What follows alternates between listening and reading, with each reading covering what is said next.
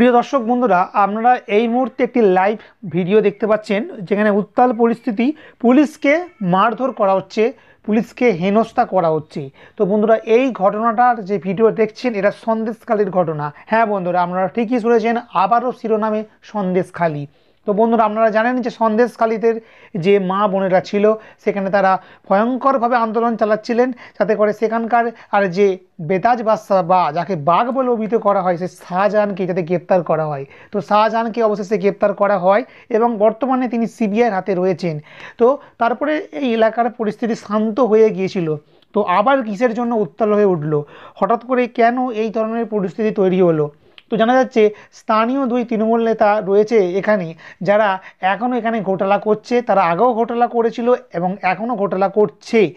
তো সেই কারণবশতই বলা যেতে পারে এই উত্তাল পরিস্থিতি তৈরি হয়ে গিয়েছে, স্থানীয় জনতা ক্ষিপ্ত হয়ে গিয়েছে। এমনকি আপনারা দেখতে পাচ্ছেন যে পুলিশকেও তারা কোনো রকমভাবে মানছে না, পুলিশকেও তারা শ্রদ্ধা করছে না। তার কারণ তারা বুঝতে পেরেছে যে পুলিশ কোনোভাবে তাদেরকে সাহায্য করবে না এবং পুলিশ শাসক দলের হয়ে কাজ করছে, পুলিশ কোনোভাবে নিরপেক্ষতাভাবে কাজ করছে না। তো বন্ধুরা, জানা যাচ্ছে যে স্থানীয় এই তৃণমূল নেতার নামে গ্রামবাসীরা অভিযোগ করছেন যে ম্যানগ্রোভ অরণ্য যে রয়েছে সেই ম্যানগ্রোভ অরণ্য কেটে বালি বিক্রি করে দেয় এরা, রাতের অন্ধকারে ইট পাচার করে দেয়। এমনকি নির্মল বাংলা নামে যে একটি প্রকল্প রয়েছে যেখানে কেন্দ্র সরকারের তরফ থেকে শৌচাগারের জন্য টাকা দেওয়া হয়, তো জানা যাচ্ছে সেই শৌচাগারের ইটও এরা বিক্রি করে দেয় অন্য জায়গায়, শৌচাগার না বানিয়ে। তো বন্ধুরা, আপনারা যে ভিডিওটি দেখছেন আজকের সেই তুমুল পরিস্থিতি তৈরি হয়েছে। জানা যাচ্ছে এই স্থানীয় দুই নেতা সকালবেলায় শৌচাগারের জন্য, অর্থাৎ নির্মল বাংলা শৌচাগারের জন্য যে ইট রাখা ছিল সেই ইটগুলোকে নিয়ে ঠিকাদারকে আবার বিক্রি করে দিতে যায়। আর স্থানীয় গ্রামবাসীরা সেগুলো দেখতে পেয়ে তাদের হাতে নাতে ধরে ফেলে আর তারপরেই তাদেরকে বেধড়ক মার শুরু করে। তখন দুই তৃণমূল নেতা ভয়ে গিয়ে একটা ঘরে ঢুকে পড়ে এবং তারা ঘরে ঢুকে সেখানে বসে থাকে। তারপর পুলিশ এসে তাদেরকে উদ্ধার করে বা বাঁচায়। তো আপনারা দেখতে পাচ্ছেন যে গ্রামবাসীরা ক্ষিপ্ত হয়ে উঠেছে এবং আপনারা যে ঘরটির মধ্যে দেখতে পাচ্ছেন যে নীল সাদার যে পোশাক পরে পুলিশরা রয়েছে, ওই ঘরটার মধ্যে দুই তৃণমূল নেতা লুকিয়ে রয়েছেন এবং গ্রামবাসীরা বলছেন যে ওই তৃণমূল নেতাকে তাদের হাতে তুলে দিতে হবে এবং পুলিশ তাদেরকে বোঝানোর আশ্বস্ত করছে।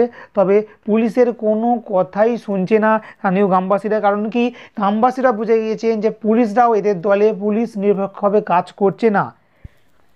তো আপনারা নিশ্চয়ই জানেন যে পুলিশ যে রয়েছে, পুলিশ বর্তমানে কোনোভাবে নিরপেক্ষভাবে কাজ করে না, রাজ্যের শাসক দলের হয়ে তারা কাজ করে, তারা একটা দলদাসে পরিণত হয়েছে।